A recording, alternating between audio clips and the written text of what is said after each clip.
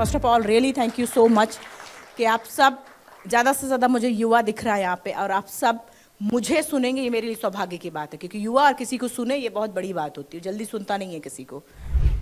मैं सिर्फ अपने लाइफ का एक्सपीरियंस आपके साथ शेयर करना चाहती हूँ क्योंकि मुझे लगता है कि अगर आपकी ज़िंदगी का कोई एक भी पल अगर किसी और की ज़िंदगी बदलता है तो वो पल ज़रूर शेयर करना चाहिए क्योंकि किसी और की ज़िंदगी पूरी बदल जाती है। हम शायद नहीं जानते हैं कि जाने अनजाने में हम कितने लोगों की ज़िंदगी बदल देते हैं। अगर आप कुछ अच्छा करते हैं आपको देख के लोग बदल जाते हैं। बस यही चीज़ें हैं और मेरी कोई किताब की बातें नहीं, मेरा खुद का एक एक पल का एक्सपीरियंस है। और जैसा आपने अभी वीडियो में देखा कि 2011 में मुझे चलती ट्रेन से कुछ बदमाशों ने उठाकर बाहर फेंक दिया था सिर्फ एक गोल्ड चैन के लिए। मेरे गले में एक सोने की चैन थी, कुछ जॉब इंटरव्यू के लिए मैं लखनऊ से दिल्ली आ रही थी। 4-5 लोग ट्रेन में चढ़े हैं, जनरल कंपार्टमेंट चढ़े हैं और मुझे भी नहीं पता कि इतना सब कुछ होने वाला है। और जो भी पैसेंजर्स, जो भी लोग थे, उनसे उन्होंने वो छीनने की कोशिश की और जब उन्होंने मेरे गले से छीनने की कोशिश की मैंने रोका कि नहीं। और वो 4-5 थे। दुर्भाग्य ये था कि मुझे ऐसे उठाया है, उठाकर चलती ट्रेन से बाहर फेंका था। उसका हैंडल था, मैंने ऐसे, गेट का हैंडल होता, मैंने ऐसे पकड़ने की कोशिश की, मेरा इतना पार्ट ऐसे बाहर था। अफसोस कि मैं पकड़ नहीं पाई। इतना पार्ट जब बाहर था मुझे अपोजिट डायरेक्शन से दूसरी सिर्फ लाइट दिखाई दे रही थी। 1-1:30 बजे की रात की घटना है ये और सिर्फ मुझे लाइट दिखाई दे रही, मतलब दूसरी ट्रेन आ रही थी। उसका इंजन निकल गया है, उसके डिब्बों में मैं अपनी ट्रेन में और दूसरी ट्रेन में पिंग पोंग होकर टकराई हूँ, मैं फिर नीचे गिरी हूँ। मुझे भी नहीं पता था कि ये सब होने वाला है। और थोड़ी देर बाद जब दोनों ट्रेनें निकल गई हैं और ऐसे मैंने हाथ रख के उठने की कोशिश की है, एक्सट्रीम पेन था, उसके लिए शायद मेरे पास शब्द नहीं है। और दोनों हाथ ऐसे ऐसे रख करके मैं उठने की बार बार कोशिश कर रही थी कि मैं उठ जाऊँ, उठ के खड़ी हो जाऊँ, मैं उठ नहीं पा रही थी। तो मुझे लगा कि क्यों, मेरा माइंड कॉन्शियस बहुत अच्छे से काम कर रहा था। सिर फट गया था मेरा, बहुत सारी चोटें थी, एल्बो टूट चुके थे, स्पाइन में फ्रैक्चर्स था, मैं उठ नहीं पा रही। तब मुझे लगा मैं उठ क्यों नहीं पा रही हूँ। बार बार ट्राई कर रही थी उठने की, जब नहीं देखा कि नहीं चल पाऊंगी, उठ नहीं पाऊंगी, मैंने ऐसे थाई को जब उठा करके देखा तो ब्लड ऐसे फोर्सफुली निकल रहा था जिससे नल चल रहा हो। और दूसरे पैर के, मेरे राइट लेग की हड्डियां टूट टूट के ऐसे जीन्स के बाहर आ गई थी। तब मुझे लगा कि मैं नहीं चल पाऊंगी।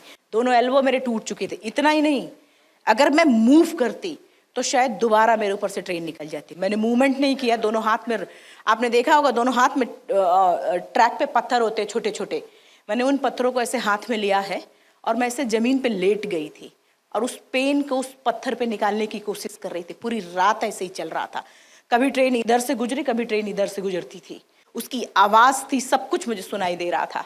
इतना ही नहीं, लोग टॉयलेट करते थे, मेरे से साइड में पड़ता था यहाँ पे, और मैं बेबस लाचार, एल्बो मेरा टूटा था, मैं इसे साफ भी नहीं कर पा रही थी। आज भी जब मैं उस चीज़ों को सोचती हूँ मैं खुद भी एकदम हिल सी जाती हूँ। पूरी रात उसी ट्रैक पे, बाद मुझे दिखाई देना बंद हो चुका था और बॉडी मूवमेंट भी नहीं हो रहा था, ब्लड इतना लॉस हो चुका था।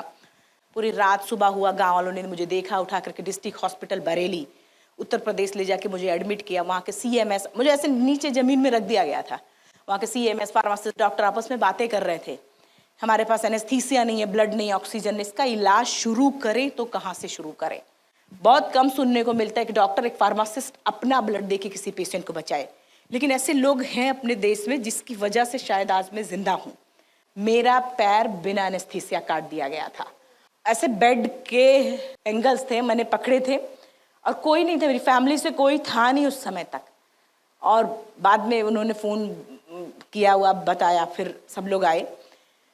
अभी तक क्या था कि लोगों को पता नहीं था कि नेशनल प्लेयर, 7 टाइम में वॉलीबॉल के नेशनल प्लेयर रह चुकी थी। तो मैं एकदम नॉर्मल वार्ड में उन्होंने मुझे रख रखा था। बाद में जब मीडिया में बात आई तो मुझे king George medical college Lucknow, फिर वहाँ से शिफ्ट किया गया एम्स में। मेरी ज़िंदगी का असली स्ट्रगल एम्स से शुरू होता है। जब मैं हॉस्पिटल के बेड पे थी और 20 से 25 दिन बाद एम्स के निदेशक थे डॉक्टर MC मिश्रा, उन्होंने जब बुलेटिन जारी किया मीडिया में कि हाँ अरुणिमा ठीक है, बातचीत कर सकते, तो बातचीत का तो पता नहीं था मुझे। मैं बस देखना चाह रही थी बाहर क्या। जब मैंने प्रिंट मीडिया, मतलब न्यूज़पेपर मंगाना शुरू किया है, फ्रंट पेज पे मेरी फ़ोटो होती थी, वो बैंडेज लगी हुई, तो मैं खुश भी होती थी, एटलीस्ट चलो फ़ोटो तो है। लेकिन जब उसका कंटेंट नीचे में पढ़ती थी तो उसमें लिखा हुआ था अरुणिमा के पास टिकट नहीं था, TT आने पर अरुणिमा ट्रेन से कूद गई।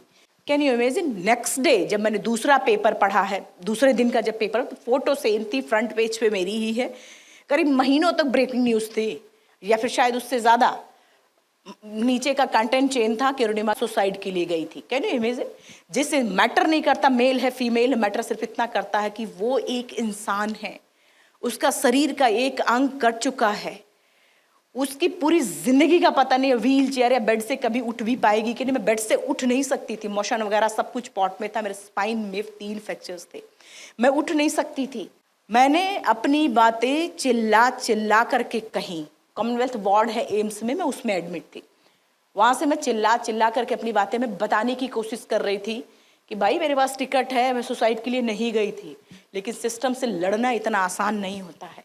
मैं एक मध्यम वर्गीय फैमिली से हूँ, और हॉस्पिटल के बेड से जब मुझे लग गया कि अब कुछ नहीं होने वाला भाई, चिल्लाने उल्लाने से कुछ होने वाला नहीं है, तब हॉस्पिटल के बेड से मैंने डिसाइड किया ठीक है, आज आपका दिन है, जितना चाहो बोल लो, कल मेरा दिन आने वाला, मैं प्रूफ कर दूंगी कि मैं क्या हूँ।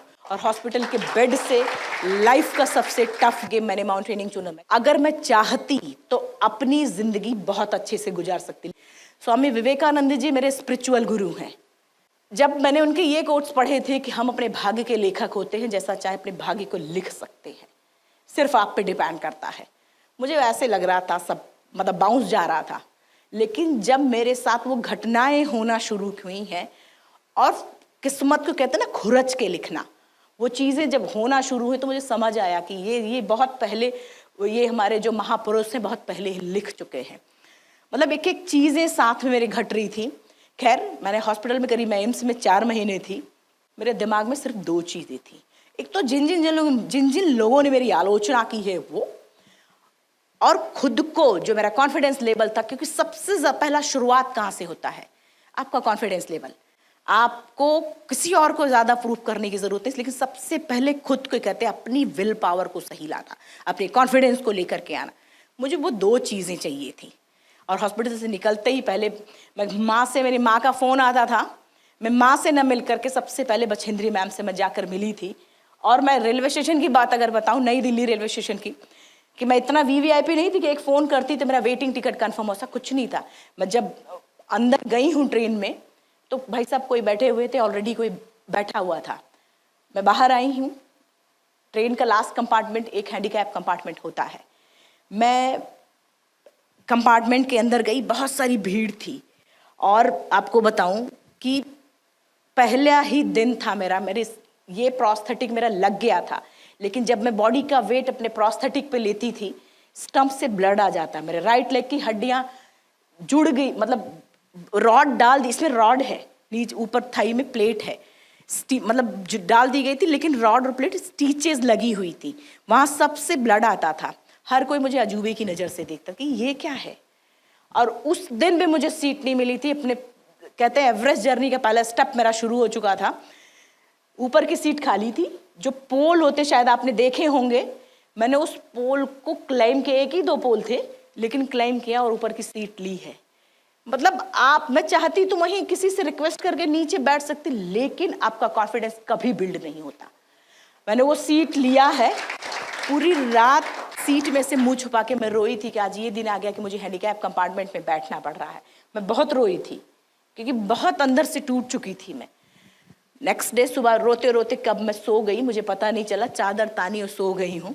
नेक्स्ट डे जब मैं झारखंड पहुंची हूँ, उनकी मैडम बछेंद्री पाल, आप सभी जानते होंगे उनको, उनकी ऑफिस की सीढ़ियाँ मैं चढ़ रही थी, मेरे पैरों से ब्लड आ रहा था, दोनों पैरों से ब्लड निकल रहा था। बछेंद्री मैम को किसी ने ऑफिस में जाके बोला और वो बाहर ही आ गई।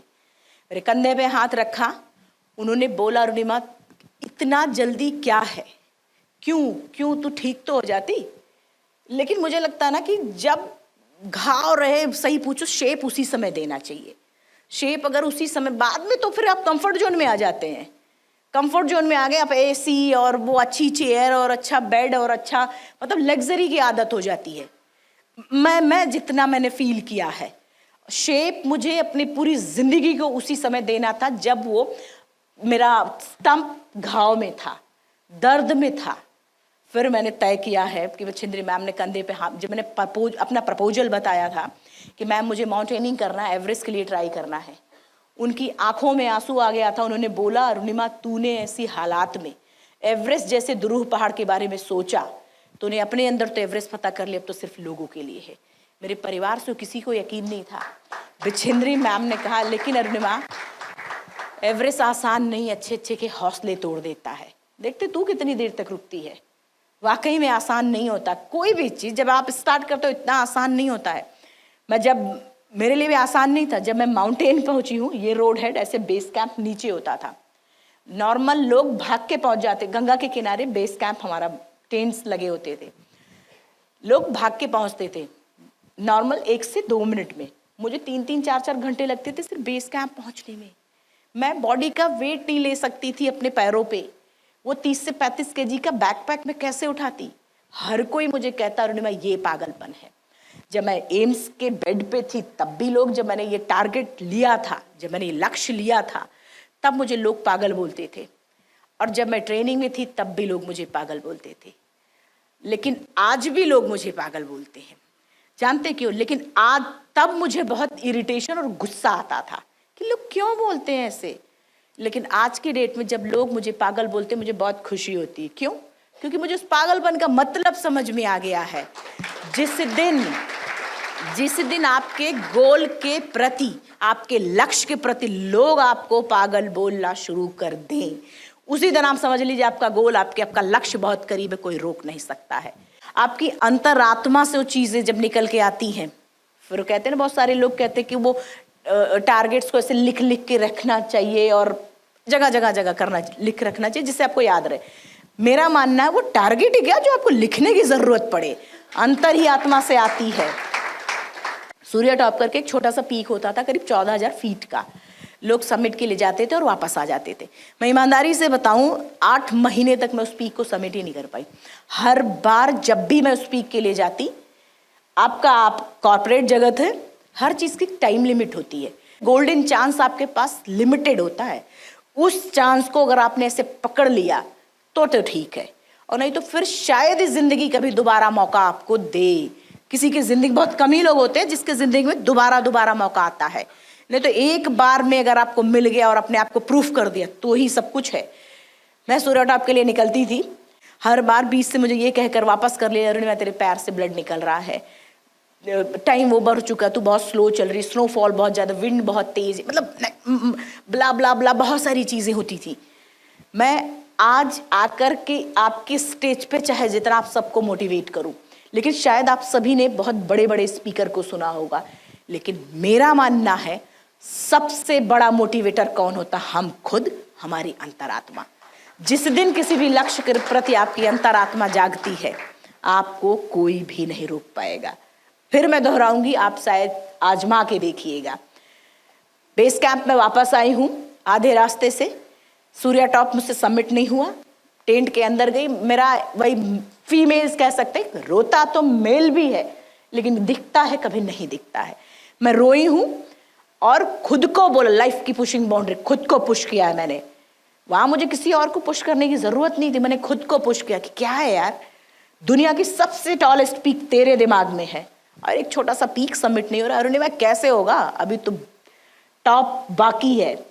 आप यकीन नहीं, आपकी अंतरात्मा कहते हैं जिस तरीके से आप सोचते काम करना शुरू करती है, बॉडी काम करती है। आपने पढ़ा होगा, वो चीजें लाइव मेरे साथ हुई हैं। बेस कैंप से रात को 3 बजे अर्ली मॉर्निंग निकलते हैं हम। 3 बजे मैं बेस कैंप में पूरा रेडी, सब कुछ गेटअप तैयार, जूता वो सब पहन के मैं रेडी, बैकपैक बाहर। सब ने मुझे देखा, जितनी टीम थी सब ने मुझे देखा कि मैं आज पहले, सबको लगा फिर बीच से वापस जाएगी। आप यकीन नहीं मानेंगे, उस दिन करीब 10 से 15 मिनट पहले मैंने उस सूर्या टॉप पीक पर मैं पहुंची हूँ। उसके पहले तक मैंने खुद को पुश ही नहीं किया था। खैर, जब मैं सूर्या टॉप पे पहुंची हूँ, मैं खुश थी, क्योंकि कोई किसी को खुशी हो ना हो मुझे नहीं पता, लेकिन मैं खुद को थपथपाया कि आज अरुणिमा तू पहले, मेरी एवरेस्ट जर्नी का पहला स्टेप है ये। और जो तूने सोचा था उससे भी ज्यादा मुझे खुशी तब होना शुरू हुआ जब वो नॉर्मल लोग थे, ऐसे धीरे धीरे नीचे में झुक के देखती तो क्लाइम करके आ रहे थे, तो मुझे खुशी। और उससे भी ज्यादा खुशी तब हुआ जब वो सारे लोग पीक पे आए और मुझसे ये पूछते हैं, मैडम खाते क्या हो? आप मेरे सामने अपना प्रोस्थेटिक लेग, आर्टिफिशियल पैर पहन रही थी, आप कैसे चल सकती इतना अच्छा। मैंने उस पीक पर बैठे बैठे सिर्फ इतना बोला था, जो मेरा गोल है, मेरा पैशन है, मेरी जिंदगी, मेरी जरूरत, मेरा जुनून है। कोई भी गोल जब आपका जुनून बनता है, जुनून आपसे वो करवाता जो शायद हम खुद नहीं कर पाते हैं। मेरे साथ तो वो सारी चीजें थी, मेरा पैशन था। ऐसा नहीं था कि मुझे बस दे दिया गया है और बस मैं कर रही हूँ किसी तरीके, ऐसा नहीं था।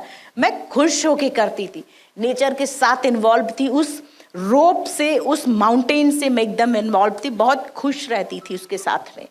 इसलिए वो सारी अपने आप रास्ते बनते चले जाते थे। मेरी जिंदगी थी, क्योंकि वो जो एक दिव्यांगता का माला मेरे गले में था, विकलांगता का माला मेरे गले में था, मुझे वो निकाल कर बाहर फेंक देना था। मेरी इस जर्नी में सबसे ज्यादा प्रॉब्लम यही था, लोगों को समझा पाना। आज भी लोग डाउट की नजर से देखते हैं कि एडवेंचर मैन गेम कहा जाता है। खैर, मैं आपको बताऊं, फाइनली मुझे पूरा स्पॉन्सर मिला था। जब मैं काठमांडू गई हूं, तो जब भी किसी पीक, बड़े पीक के लिए जाते तो एक लोकल गाइड के लिए, उस एरिया का लोकल गाइड लेते हैं। लोकल गाइड जब मुझे मिला है, हम 5-6 लोग इंडिया से थे। काठमांडू में ही ब्रीफिंग हो रहा था कि कैसे क्या होगा, सारी चीजें बातचीत हो रही थी। तो शेरपा गाइड ने जब मुझे देखा, बोला एक पैर तो रॉड जैसा, दूसरा पैर के अंदर रॉड है, माइनस टेम्परेचर में क्रैक हो जाएगा और ये तो बिल्कुल नहीं जा सकती। मतलब आप समझ रहे हैं ना, अब स्टार्ट भी नहीं किया है, उसने पहले ही बोल दिया नहीं हो सकता। बछिंद्री मैम ने डांटा उसको, चुप रहे, वो जाएगी। उसको इतनी बुरी तरीके से डांटा वही, तू चुप रह, जाएगी वो। उसने प्रॉपर ट्रेनिंग लिया, किया है उसने, तू बस साथ रहना उसके, देख, बस देख ले, बाकी वो सब कुछ, कोई बाकी किसी हेल्प की जरूरत नहीं है। आपने देखा होगा, चाहे वो किसी का अचीवमेंट्स हो या फिर माउंटेन का टॉप हो, जितना वो सुंदर दिखता है उतना वो हार्ड होता है। अचीवमेंट बड़ा सुंदर दिखता है, लेकिन उसके पीछे का स्ट्रगल बहुत कठिन होता है, बहुत ही कठिन होता है। सेम माउंटेन में है, एवरेस्ट में 4 कैंप लगते हैं, कैंप 3 तक जाना होता, जाता नहीं, बहुत सारे लोग कैंप 3 से वापस आ जाते हैं। मैं ग्रुप के 6 लोग जब निकले हैं, ये स्लोप होता था, ऐसे ऐसे स्लोप है, मैं पैर रखूं मेरा पैर स्लिप हो जाए। शेरपा ने बोला, अरुणिमा टाइम ओवर हो रहा है, तू हट, बाकी सबको जाने दे, न शायद तेरी वजह से किसी और का भी सबमिट ना हो। मैं चुप किनारे हो गई और वो सारे लोग आगे निकल गए। अब कहते हैं, एक बार फिर से मेरी जिंदगी में चैलेंज आया था, एक बार फिर से मेरी जिंदगी को, उस लक्ष्य को तोड़ देने वाला आया था। वो पल ऐसा था कि ऐसा लग रहा था कि वो लक्ष्य मेरा मतलब टूट जाएगा। अब उस समय मेरे दिमाग में टॉप ऑफ द वर्ल्ड नहीं चल रहा था, उस समय सिर्फ और सिर्फ वो स्लोप चल रहा था कि अरे यार इसको कैसे करूं, कैसे करूं। आप यकीन नहीं मानेंगे, मैंने अपना दिल, जिगर, किडनी, लीवर सब लगा दिया था उस स्लोप को क्रॉस करने में, उस स्लोप को क्रॉस, क्योंकि उस समय टॉप नहीं था, उस समय तो सिर्फ वो था। कभी कभी आपका जीवन में भी होता, जब आप कुछ करने की तो फैमिली, बहुत सारी जिम्मेदारियां, ये सारी चीजें आ जाती हैं, जो आपका मेन लक्ष्य है उससे थोड़ा सा डगमगाने लगते हैं आप। लेकिन ये ध्यान रखिए, वो चैलेंजेस हैं, सिर्फ वो सिर्फ आपको तोड़ने के लिए। भाई चैलेंज नहीं आएगा तो फिर जीत का मजा कहाँ आएगा, ये भी सत्य है। खैर, माउंटेनिंग का तो ठीक था, वो रूल्स रेगुलेशंस और वो इक्विपमेंट्स लगाना, रोप बांधना, कैसे करना, नॉट्स लगाना, सब ठीक था। मैंने वो बचपन का अपनाया, जैसे मैं बचपन में खेली थी, बॉडी का हर पार्ट लगा करके मैंने स्लोप को क्रॉस किया, क्योंकि मुझे सिर्फ क्रॉस करना था। और फिर मैं वॉक करके, जब मैं सारे माउंटेनियर्स थे उनके तक पहुंची हूँ, वो आइस वॉल है, आइस वॉल था, उस पर क्लाइंबिंग कर रहे थे। तो शेरपा ने जब मुझे देखा, बोला तू आ गई, मुझे तो लग रहा था वापस जाएगी। मैंने कहा हाँ मैं आ गई हूँ। आप लेकिन देखा होगा, स्पाइस शू होते हैं, उस पर छोटे छोटे कांटे स्पाइस शू में होते हैं, क्रैम्पोन में बड़े बड़े कांटे, ऐसे टो पे बड़े बड़े कांटे होते हैं और बूट के नीचे बड़े बड़े कांटे, जो आइस में से घुस जाता है और उसी पे बॉडी का वेट लेकर खड़ा हो जाता है, तो ग्रिप बनाता है, मतलब वो खिसकने, स्लिप करने नहीं देता। जब मैं अपने राइट लेग से आइस वॉल पे ऐसे हिट करती थी, इतना पार्ट बॉडी, इतना पार्ट वो क्रैम्पोन का घुस जाता, उसी पे नोक उसका घुस जाता, उसी पे बॉडी का वेट लेके हम खड़े होते हैं। जब मैं अपने पैर से हिट करती थी राइट लेग से, तो राइट पे मेरे प्लेट और फिर रॉड है, पूरा स्वेल होके ब्लू पड़ जाता था मेरा पैर, एक्सट्रीम से ब्लू हो जाता था पूरा पूरा, क्योंकि बहुत एक्सट्रीम ठंड भी थी और ताकत बहुत लगती थी, तो झटके लगते थे, तो वो रॉड और प्लेट एकदम अजीब सा हो जाता, स्वेल होके ब्लू हो जाता था। मैं अपने जब लेफ्ट से प्रोस्थेटिक लगे मेरा, लेफ्ट से हिट करूं, लेफ्ट कभी कभी परिस्थिति ये होती थी, हिट किया, जोर से ताकत लगाई, टो मेरा हील पे आता तो हील मेरा टो पे चला जाता था। इमेजिन, आप सिर्फ इमेजिन कर सकते हैं कि मतलब ऐसे पैर घूम जाता था और रोप में मैं हूं। शेरपा मुझे देखता, बोलता अरे अरे अरुणिमा तेरे पैर तो घूम गया, चलेगी कैसे। हम माउंटेनियर्स को हमेशा सिखाया जाता कि अपनी इक्विपमेंट्स, अपनी ट्रेनिंग खुद पर और सबसे ज्यादा भरोसा ऊपर वाले पे रखो, जीत हमेशा आपकी होगी, हमेशा आपकी होगी। मैंने अपने फेस में उतनी क्रीम नहीं लगाई जितना कि एक पैर में लगाई है। मतलब आप समझ रहे हैं ना कि मेरा ये पैर और मेरा प्रोस्थेटिक लेग दुनिया के सामने प्रोस्थेटिक है। लोगों ने उसको आर्टिफिशियल माना है, मैंने कभी माना ही नहीं। और यही कारण है, मुझे पता था वो मेरा पैर है, जैसा मैं चाहूंगी वैसा चलेगा। पैर को रोप में रहे मैं ऐसे खोलती थी। मतलब एक गलती की, जब आप यहाँ होते हैं, सी लेवल पे होते हैं, आप गलतियां करते हैं, बहुत होगा बॉस से आप क्या कहेंगे, सॉरी यार, सॉरी बॉस गलती हो गई, शायद 2-4 डांट आपको मिले, फिर खत्म हो जाएगा, नॉर्मल फिर चलने लगेगा। माउंटेन में ऐसा नहीं है, आपने गलती की, माउंटेन आपको सॉरी बोलेगा, सॉरी, खत्म, सब कुछ खत्म, कोई सॉरी का चांस ही नहीं होता है। रोप में मैं थी, ऐसे पैर को खोला है, सीधा किया, अगर गलती से भी पैर गिर जाता, स्लिप हो जाता, तो मैं हमेशा के लिए वहीं रह जाती।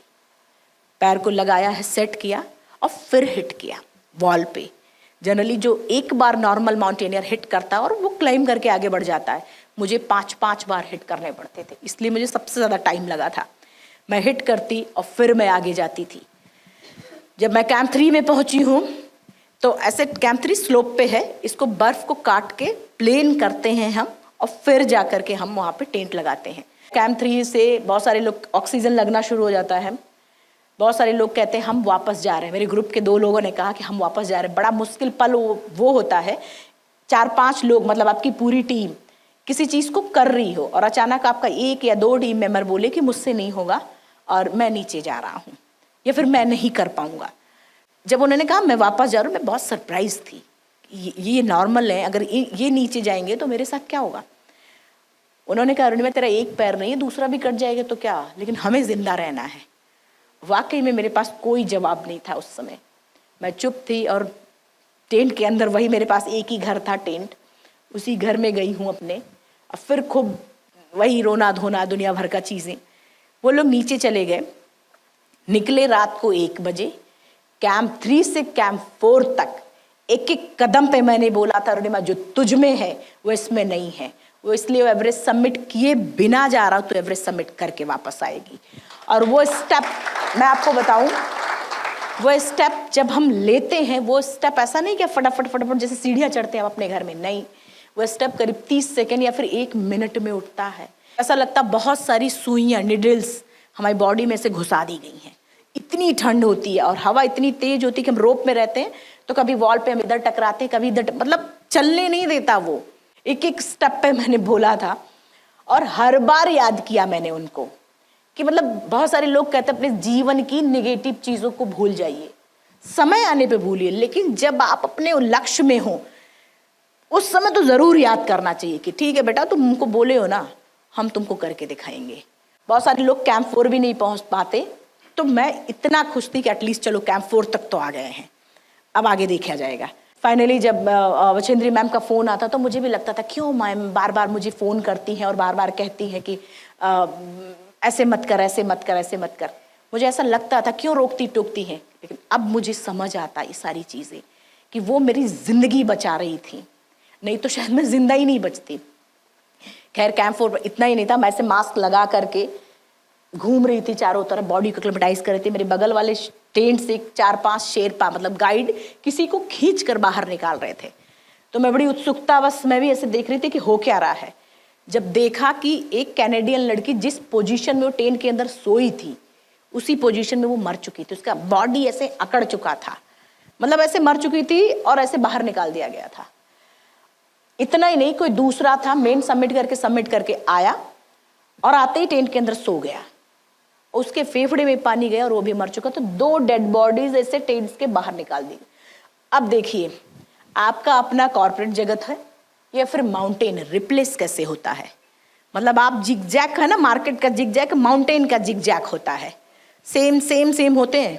जब आप यहाँ होते हैं मतलब नीचे डाउन में होते हैं तो आप कहते हैं अरे यार क्या है ये, मतलब आप सोचते हैं कि मतलब क्यों, लेकिन जब आप यहाँ होते हैं टॉप पर, वो पीक पर जब आप होते हैं, उस पीक पर रहकर, मैं आपको सच बता रही हूँ कि अगर पीक पर रहकर आपने उस जो भी आपका टारगेट था, उसका जो डिसिप्लिन, रूल्स और नियम जो भी होते हैं, अगर आपने उसको मिला करके काम नहीं किया, यहां पर रह करके आप सोचे कि मैं एक बार अचीव कर चुका हूं, रिलैक्स, आप रिलैक्स जितनी देर आप होते हैं उतनी ही देर आपका कंपटीटर वो नहीं रिलैक्स हो रहा होता, उसके ध्यान में सिर्फ रहता है टॉप।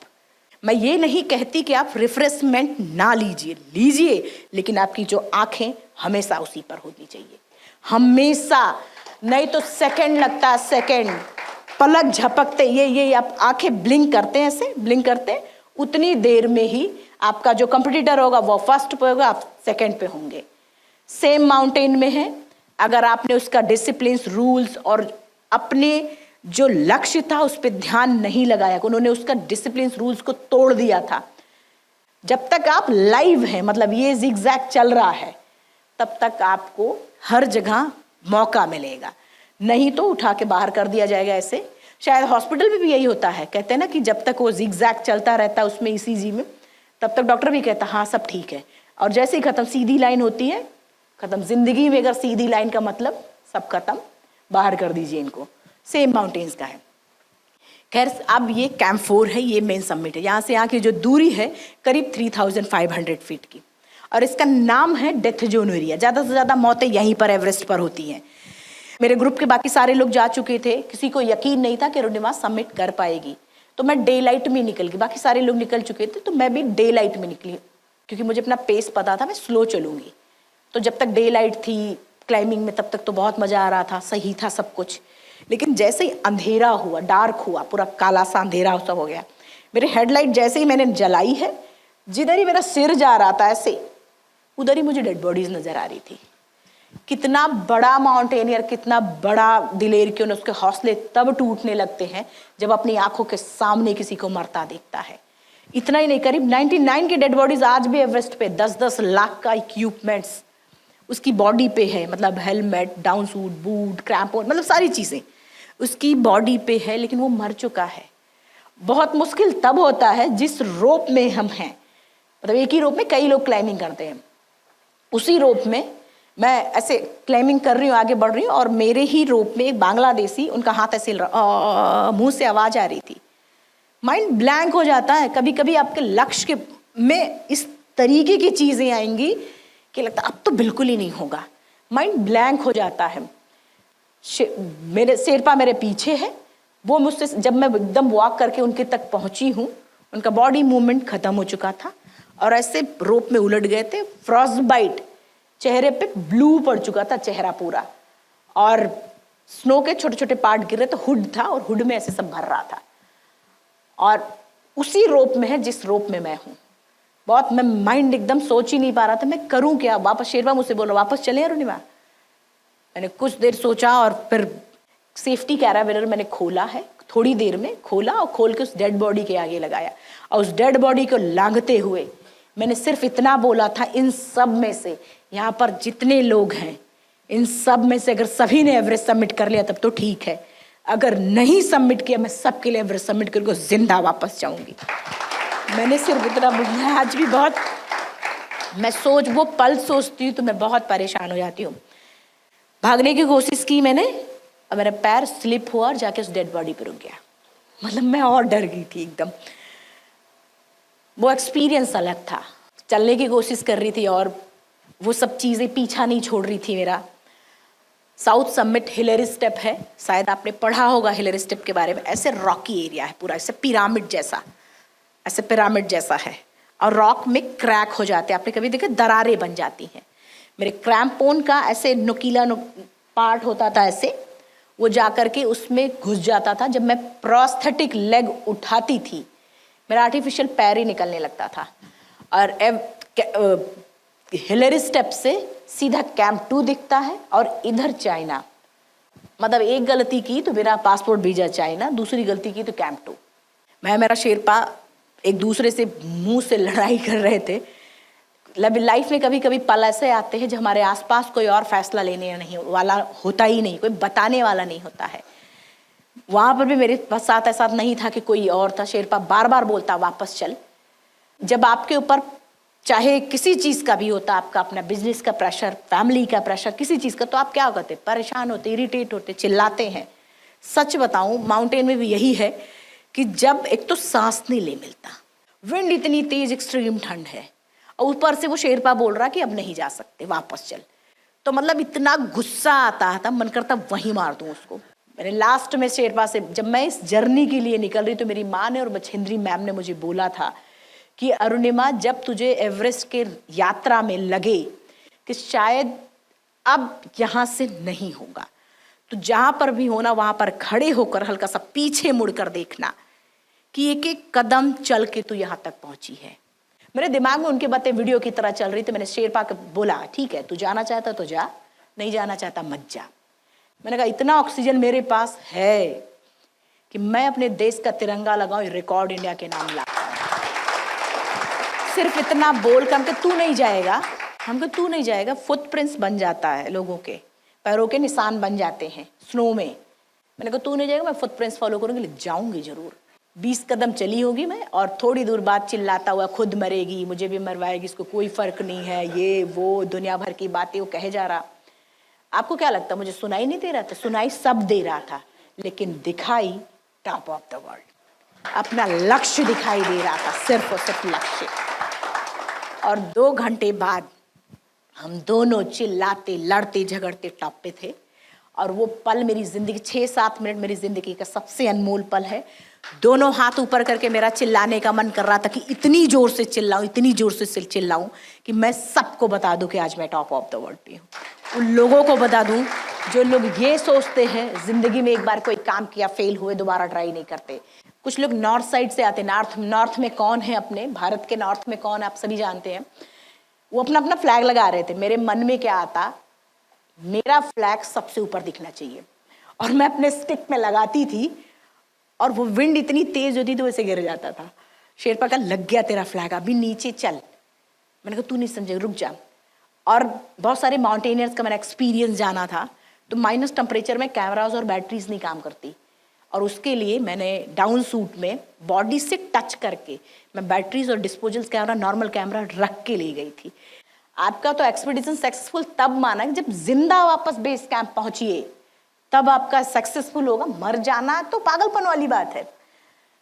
मैंने वो वीडियो बनाना क्यों सोचा, पता वो वीडियो मैंने क्यों बनाने की सोची? मुझे पता था जितना ऑक्सीजन मेरे पास है उतने में वापस मैं कैंप 4 नहीं पहुंच सकती, ये तय था, मेरे दिमाग ने एक्सेप्ट कर लिया था। मैंने शेरपा को बोला, अगर मैं जिंदा ना जाऊं, इस वीडियो के जरिए मैं एक मैसेज देना चाहती हूँ, ये वीडियो मेरे भारत पहुंचा देना, पूरे यूथ तक चला जाएगा। मेरे लाइफ का सबसे बड़ा सपना पूरा हुआ। मैं टॉप ऑफ द वर्ल्ड पे हूँ। सबको ये मोटिवेशन देना चाहती हूँ कि हर आदमी अगर अपने लक्ष्य को बनाए तो वो कभी नहीं हार माने। उस वीडियो में मैंने सिर्फ इतना बोला कि आज ऐसी हालात होने के बाद भी अगर मैं टॉप ऑफ द वर्ल्ड पे आ सकती हूँ तो आप क्यों नहीं। जरूरत सिर्फ एक सोच, गोल और फोकस, इतना फोकस कि ऊपर वाला भी देने पे मजबूर हो जाए। 11 में एक्सीडेंट, 13 में मैंने एवरेस्ट सबमिट किया था। सिर्फ 2 साल में कैसे? एम्स के डॉक्टरों का कहना है कि प्रोस्थेटिक लेग पे चलने और सीखने में लोगों को 3 से 4 साल, 5 साल लग जाते हैं। 2 साल में एवरेस्ट कैसे था, जबकि पूरी बॉडी एकदम बहुत बुरी तरीके से टूट चुकी थी। कैसे? लोगों को लगता था कि अरुणिमा ने अपने इस गोल को, अपने इस मिशन को अपने पैरों से क्लाइम किया, जबकि सच ये था, जो मेरा गोल था, जो मेरा मिशन था, अपने दिल और दिमाग से किया था। कोई बात, कोई भी टारगेट, कोई भी लक्ष्य जब अपने दिल और दिमाग का कॉम्बिनेशन बना के आप करते हैं, आपको कोई रोक नहीं सकता है, कोई भी नहीं रोक सकता। मेरा कॉन्सेप्ट बहुत पहले ही क्लियर हो। जब मैं रेलवे ट्रैक पे थी, हॉस्पिटल जब मैं पहुंची हूँ बरेली, तो महिला आयोग, एम्स पहुंची थी, महिला आयोग ने रिपोर्ट मांगी थी रेलवे से कि हुआ क्या था। तो पता चला था कि 49 ट्रेन अप डाउन हो गई थी और 7 घंटे में लगातार उसी ट्रैक पे पड़ी थी। तो जब मैंने भी वो रिपोर्ट पढ़ी थी तो मेरा कॉन्सेप्ट एकदम क्लियर हो चुका था कि इतना भीषण एक्सीडेंट होने के बाद भी 7 घंटे में लगातार उसी ट्रैक पर हूँ। फिर भी अगर मेरी जान नहीं गई है तो निश्चित अगर ऊपर वाले ने मुझे बचाया है तो कुछ ना कुछ इतिहास रचने के लिए बचाया है। और फाइनली मैंने एवरेस्ट सबमिट किया था और फटाफट नीचे भागने की कोशिश, जिस चीज़ का मुझे डर था, थोड़ी देर बाद मेरा ऑक्सीजन पूरी तरीके से ख़त्म और नीचे गिर गई थी मैं ऐसे। वाइट चादर यानी कि वाइट स्नो पे मैं सांस लेने की कोशिश कर रही थी, जैसे कैसे बिना ऑक्सीजन के कोई इंसान तड़पता, वो तड़प भी मैंने महसूस की है। शेरपा का ऑक्सीजन छीनने की कोशिश करे कि तू दे दे, लेकिन वो मर जाता। लक्ष्य आपका है, चीजें आपकी है, करना आपको पड़ेगा, कोई और, क्योंकि फिर अचीवमेंट्स किसी और की हो जाएगी, आपको करना है। कहते हैं ना कि पूरी कायनात आपका साथ देती है अगर आप ईमानदार हैं अपने गोल के प्रति, अपने लक्ष्य के प्रति। उसी समय एक ब्रिटिश क्लाइंबर नीचे से ऊपर की तरफ आ रहा था, उसके पास 2 ऑक्सीजन, जनरली सबके पास 2, जाने को आने को मैंने दोनों लगा दिए थे जाते वक्त। उसने एक को ड्रॉप किया, मेरे शेरपा ने वॉकिंग डिस्टेंस पे गया है और हाथों से वेट किया, ले आया, मुझे लगाया और बोला कि अरुणिमा तू बहुत लकी है, भगवान भी चाहता जिंदा रहे। मेरे चुप रहने के 2 कारण थे, एक तो मेरे पास ताकत ही नहीं थी, ऑक्सीजन नहीं है तो ताकत कहाँ से आएगी। मैं बोलती तो एक थप्पड़ खींच के मारता, लेकिन फिर भी जब वो बार बार बोल रहा था कि भगवान भी चाहता है कि जिंदा रहे, तू बहुत लकी है, तू बहुत लकी है। यहाँ पर बैठे मैं किसी की भावनाओं को ठेस नहीं पहुंचाना चाहती, लेकिन अगर बात करें मेरी, या फिर शायद कोई भी इस तरीके का इंसान जो होगा, मैं कभी लक, भाग्य और किस्मत पे भरोसा नहीं करती, क्योंकि मेरा मानना है लक भी उसी का साथ देता है जिसके अंदर जीतने का जज्बा है। अगर आपके अंदर जीतने का जज्बा है तो आप परिस्थितियों को मोड़ देते हैं। मेरे भाग्य ने लिख दिया था कि अरुणिमा व्हील चेयर पे आ जा, अरुणिमा अपना जॉब ज्वाइन कर ले और जीवन इजी तरीके से वहीं कर ले। एवरेस्ट के लिए नहीं था, लेकिन मैं नीचे भाग रहा, मेरा इको एक्सपेडिशन था, ह्यूमन वेस्टेज भी होता था, वो भी पाउच में करो और नीचे वापस लेकर के जाओ। एक एक चॉकलेट की रैप पर गिनी जाती थी नीचे, अगर ऊपर जा रहे तो भी गिन के मिलेगा और नीचे आते वक्त भी गिन के मिलेगा। तो मेरा वाइट चादर पे पैचेस, वॉमिटिंग होती थी लोगों की ब्लड की, मेरा काम था जगाने का, जो लोग बैठ गए उनको जगाने का, गिव अप कर चुके थे उनको जगाने का। मैं फटाफट भाग रही थी, खुश थी क्योंकि मैं लेट हो गई थी। वेदर अपने आप खराब होना शुरू, कॉटन जैसे बड़े बड़े गिरने लगते हैं, अगर आप बैठ जाएंगे तो कॉटन ढक देगा आपको थोड़ी देर बाद। उधेड़ बुन चल रहा था दिमाग में, अचानक मेरा प्रोस्थेटिक लेग निकल जाता है और -60 डिग्री से ज्यादा टेम्परेचर इससे डाउन हो जाता है एवरेस्ट पे, और मैं पूरा पैर खोल के प्रोस्थेटिक लगा नहीं सकती हूँ और ये उंगलियां काम नहीं, कि फ्रीज हो जाती है एकदम। आपके फ्रीज में एक आइस क्यूब, आप कभी जाइएगा, ट्राई करिएगा, कितनी देर तक लेके पकड़ के रखेंगे, महसूस करिएगा आप। अब मेरा पैर निकल गया, मुझे नहीं पता था मैं चलूं कैसे, मतलब मौत सामने। शेरपा मुझे 20 मीटर आगे फटाफट मुझे इशारे कर रहा कि भाग अरुणिमा, इशारे करता, मतलब बोलने में एनर्जी ज्यादा लगती है माउंटेन में, तो बोलते कम है, सारों से ज्यादा बात करते हैं। मैं उसको भी नहीं बता पा रही, रुक जा मेरा पैर निकल गया। क्यों? बड़े माउंटेन्स में आपको कोई बता सकता है, रास्ता दिखा सकता है, कोई उठा के नहीं ले जा सकता, उठा के आपका टारगेट नहीं अचीव करा सकता। करना आपको है, सिर्फ और सिर्फ आपको करना है। मैं नहीं उसको बता पा रही हूँ, मेरे आंखों से आंसू आता ऐसे, मास्क ऐसे था, यहाँ तक आते आते आंसू भी जम जाता था। वो एग्जाम्पल सही है गलत है मुझे नहीं पता, मेरे मुंह में सलाइवा आता था और जब मैं स्पिट करती तो नीचे यही कुट से आवाज, मतलब यही जम जाता था। वो नाखून और मांस ये सब फट गए थे मेरे, और मैं से मुट्ठी नहीं बांध पा रही हूँ, तो मैं चलूं कैसे, मुंह काम ही नहीं कर रहा पैर। थोड़ी देर बाद जब मुझे लगा रोने धोने से कुछ नहीं होने वाला, मरना तो तब भी है, तो ट्राई करके क्यों ना मरे ट्राई करके ही मरते हैं। आंसू को पोछा है और चिल्ला के बोला, खूब चोट, मतलब जितनी ताकत थी चिल्ला के बोला। एक तो मेरा पैर काट लिया, फिर दिमाग में माउंटेन, मतलब सब कुछ आपकी देन है, हम क्या है, हम तो कुछ नहीं है। दिमाग में माउंटेन, आज एवरेस्ट सबमिट भी है तो आप क्या चाहते हैं, जिंदा वापस ना जाऊं?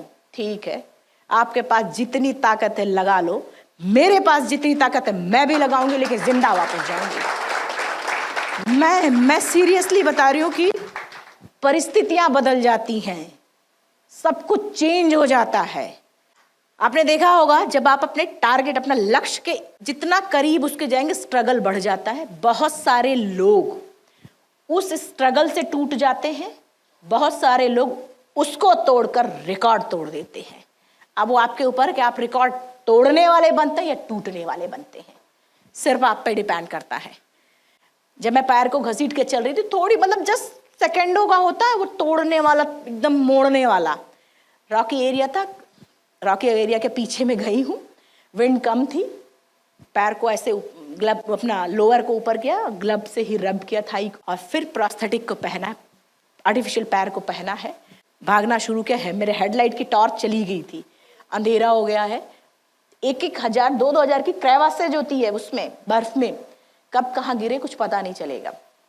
इतनी शार्प होती, बर्फ का जो टुकड़े होते इतने शार्प होते कि मतलब लग गया अगर तो पता भी, पोस्टमार्टम में कहीं भी पता नहीं चलता उससे कि किस चीज से मारा गया है, किस चीज से लगा है वो।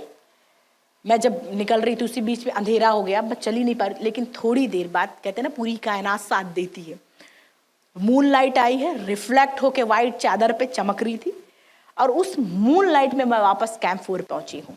मतलब चांद की रोशनी में मैं, कैंप बहुत सुंदर चमक रहा था, उसमें मैं पहुंची। मेरे ग्रुप के जो मेल लीडर थे वो सबमिट करके आ चुके, उनका सबसे पहला सवाल यही था कि अरुणिमा इतना बड़ा रिस्क लेने की क्या जरूरत थी। कोई बधाई नहीं, कोई कंग्रेट्स नहीं, मैं तो खुश थी यार अभी बधाई मिलेगी मुझे, ऐसा वैसा, मतलब समझ रहे ना, वो फीलिंग से कुछ और थी। लेकिन जब उन्होंने कहा कि अरुणिमा इतना बड़ा रिस्क लेने की क्या जरूरत थी, शायद कोई भी लीडर होगा सबसे पहला, अचीवमेंट्स ठीक है लेकिन आपको सेफ रखना सबसे ज्यादा जरूरी उसका होता है। मैंने एक लाइन में बोला था, जिसने आज तक अपनी जिंदगी में रिस्क नहीं लिया, सबसे बड़ा रिस्क तो यही है। रिस्क ना लेना अपने आप में सबसे बड़ा रिस्क है। गिरने को तो ये सीढ़ियां इतनी अच्छी बनाई है भाई साहब ने, गिरे और कहानी खत्म। अब आपको यहाँ या फिर वो टॉप ऑफ द वर्ल्ड, सिर्फ हमें तय करना होता है। आप ये समझ लीजिए, जब आपके जीवन में प्रॉब्लम्स और जिम्मेदारियां चरम सीमा पे आ जाए, जब आपके मन से, आपके दिल से आह निकल, आह के अब बर्दाश्त नहीं हो रहा, तब आप समझ लीजिए ऊपर वाला आपके लिए सुनहरा सवेरा लिख चुका है। बस एक काली रात की देर होती, जो उस काली रात को पार कर जाता है वो सुनहरे सवेरे में होता है। बहुत सारे लोग कहते हैं कुछ लोग एक्स्ट्रा ऑर्डिनरी पैदा होते हैं, मुझे कभी नहीं लगता। मुझे लगता है कि ऊपर वाले के अंदर की वो क्वालिटी है कि हर एक क्वालिटी किसी के अंदर कुछ न कुछ डालता जरूर है। जिस दिन आप इस भीड़ से एक कदम आगे उठाकर आगे बढ़ा देंगे, लोग आपको एक्स्ट्रा ऑर्डिनरी बना देंगे, कह के बना देंगे, अलग से करने की कोई जरूरत ही नहीं होती है। और आपने देखा होगा जो पानी का जहाज होता है सबसे ज्यादा सेफ कहाँ है, जब वो समुद्र के किनारे खड़ा होता है, जब उसका कोई काम नहीं होता है, सुरक्षित सेफ, उसके ऊपर पर्दे पड़े हुए हैं, मतलब ढक के रखा है, सेफ खड़ा। लेकिन क्या उसका काम ये है? उसका काम ये नहीं है। उसका काम ये है जिंदगी में जो भी चीजें या फिर जो भी लोड्स, जो भी टारगेट्स आपको दिए, जो आपको लक्ष्य दिए गए, उठाओ, अपने कंधे को अपने ये मजबूत रख के ले जाओ और अपने टारगेट, अपने लक्ष्य तक पहुंचाओ। उसका काम ये होता है, यकीन मानिए। खैर, मैंने एवरेस्ट अपने लिए किया था, ईमानदारी से मैं बता रही हूँ। मेरा कॉन्फिडेंस लेवल बहुत लूज हो चुका था, उसके मैंने एवरेस्ट सबमिट किया था। लेकिन जब देश वापस आई, यूथ बहुत तेजी से जुड़ रहा था मुझसे। मैं इंडिया के IIT IIM में पढ़ी नहीं हूँ, लेकिन लगातार मुझे बुलाते हैं, तो मेरे लिए बहुत सौभाग्य की बात है। फिर मैंने तय किया, जो लोग जब इंस्पायर हो रहे थे, तो मुझे भी नहीं पता था लोग इंस्पायर होंगे, तब मैंने वर्ल्ड के जो 7 कॉन्टिनेंट्स हैं उसकी चैन बनाई और उसकी चैन को टूटने नहीं दिया। 7 महाद्वीप होते, 7 महाद्वीप को मैं सबमिट कर चुकी हूँ। अभी नेक्स्ट मेरा, आज इस हॉल से सिर्फ इतना चाहूंगी मैं कि आप सब, किसी और से प्रॉमिस करने की जरूरत नहीं है, खुद से प्रॉमिस करिए कि आप अपने जिंदगी के लक्ष्य, अपने जो आपके जिंदगी का आपने लक्ष्य लिया है वो, और मैं अपनी जिंदगी का जो नया लक्ष्य मैंने तय किया है, हम दोनों क्लाइंबिंग करेंगे। और शायद मैं अपना क्लाइंबिंग करूंगी और शायद फिर जिंदगी रही तो फिर दोबारा कभी मिलेंगे। मेरा नेक्स्ट है, आपने भी जरूर लिया होगा, जरूर लीजिए, लेना ही चाहिए।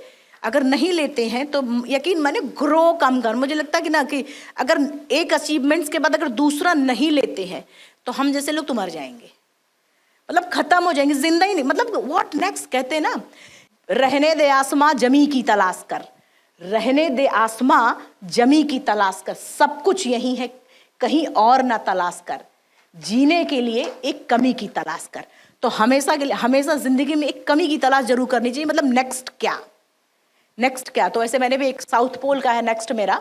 आज इस हॉल से बस आप सबसे यही चाहती हूँ कि आप सभी मेरे लिए गुड विशेस करें कि मैं जैसे 7 महाद्वीप पे अपने देश का तिरंगा लगा, उसी तरह साउथ पोल पे भी मैं लगा पाऊँ और अपना जो जीने की कमी है एक है, फिर नेक्स्ट और खोज पाऊँ।